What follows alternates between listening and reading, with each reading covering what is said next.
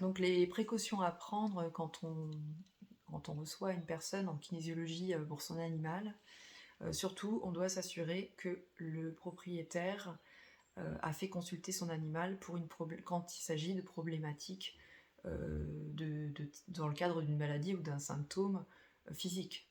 Donc un animal qui a une diarrhée, on ne le prend pas en kinésiologie s'il n'a pas vu le vétérinaire. Parce que là, le temps qu'on prenne le rendez-vous, si ça se trouve, l'animal est en danger. Donc c'est très important de discuter avec le client avant pour voir un petit peu quel est le problème. S'ils nous disent je le trouve pas très bien, il est un petit peu tristounet, bon je me dis il n'y a pas forcément une urgence. S'il nous dit tiens il se gratte, puis il a le poil pas terrible, il a un petit peu des pellicules, mais j'ai déjà essayé des produits, des gels-touches vétérinaires et tout ça qui m'ont conseillé, ça marche pas. Là je me dis c'est pareil, on peut peut-être tenter, il n'y a pas urgence.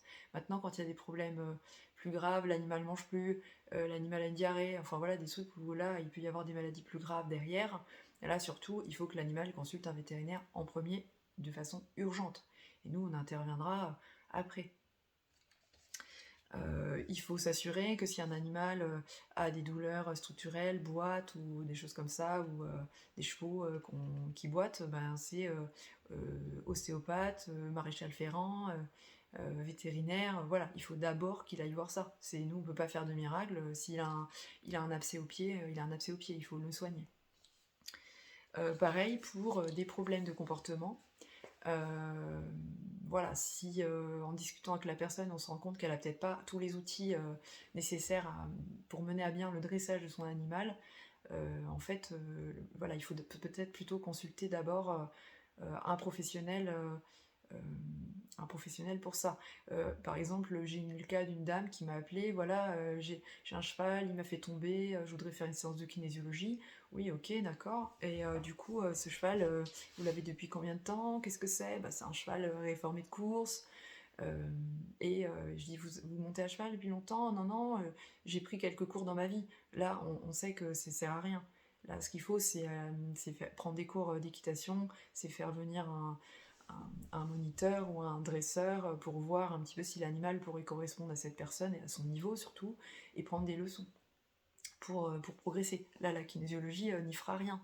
Maintenant, quand c'est une personne qui est habituée, qui a un très bon niveau et qui a des problématiques avec son cheval, là, on peut aller regarder. C'est plus approprié de faire comme ça.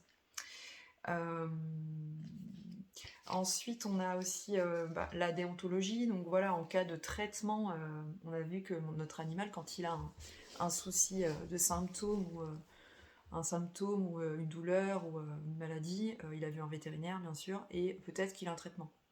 Donc nous, notre rôle, c'est de ne pas faire de commentaires sur le traitement.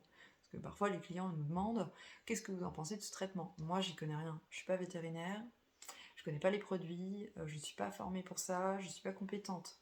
Donc il faut pas, voilà, si oui, mais je trouve que mon animal, depuis qu'il a ce traitement-là, il va moins bien. Je dis, il faut en parler à votre vétérinaire. Il faut lui en parler. Vous lui en avez parlé que vous trouvez que votre animal va moins bien?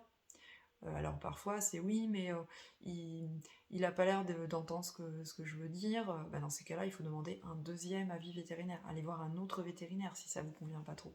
Donc il faut rester dans l'écoute du client, mais surtout pas rentrer dans les commentaires sur le traitement ou de modifier le traitement. Ou ça c'est voilà, c'est complètement interdit. Il y a aussi il y a une autre règle de néontologie à savoir aussi, c'est qu'on n'a pas le droit de faire une séance de kinésiologie sur un animal qui ne nous appartient pas et dont le propriétaire n'est pas au courant. C'est-à-dire, on ne fait pas de séance de kinésiologie sur le chien du voisin si le voisin n'a pas donné son accord. Voilà. Oui, le chien de mon voisin, il est malheureux, il pleure, je me suis dit que j'allais lui payer une séance de kinésiologie, ça pourrait lui faire du bien. Oui, peut-être, soit, mais il faut que le propriétaire du chien soit d'accord. Voilà, qu'il soit au courant et d'accord. Voilà, ça c'est des règles importantes.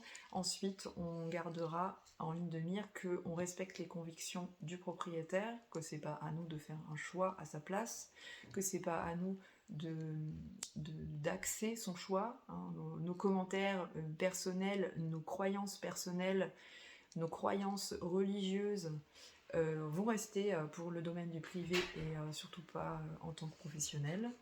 Donc, opinion, conviction personnelle, ça on oublie en clientèle. Donc nous sommes là pour donner un éclairage nouveau à la personne et libérer les émotions afin pour que la personne puisse prendre du recul sur son animal aussi éventuellement. Mais on laisse la personne libre de ses propres décisions.